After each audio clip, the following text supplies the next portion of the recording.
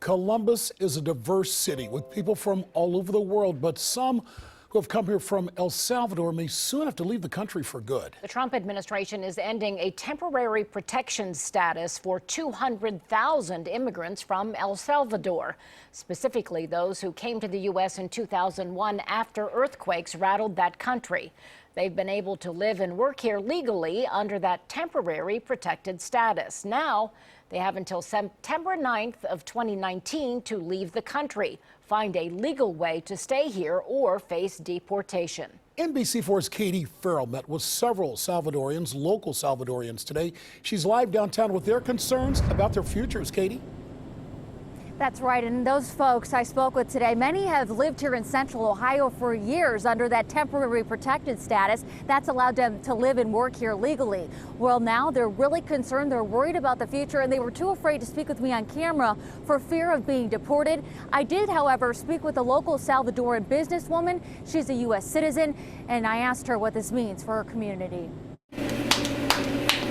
The clock is ticking for so many of the people Aleyda Rodriguez calls family, friends, and customers. Yesterday, it was a very sad news for Central America. People were crying. It was very hard, you know. Many of the people in the Salvadoran community she serves at her Morse Road restaurant, Ranchero Kitchen, now have a year and a half to leave the country or face deportation.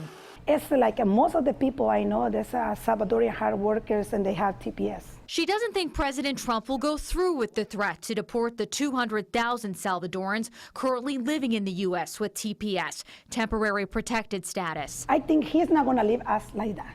You know, we have to have faith in our president, and I know he will take good care of us. She still worries about what will ultimately happen to her community. We have to be strong, and we have to trust in this country. This country always gives us a welcome. And the TPS program started to help citizens fleeing countries with things like natural disasters or other major problems. The Department of Homeland Security says the conditions that force Salvadorans here to the U.S. no longer exist, and that's why they say that TPS must now be terminated. Again, they have until mid-2019. Live in Columbus, local for you in Columbus, Katie FERRELL, NBC4. Thank you, Katie.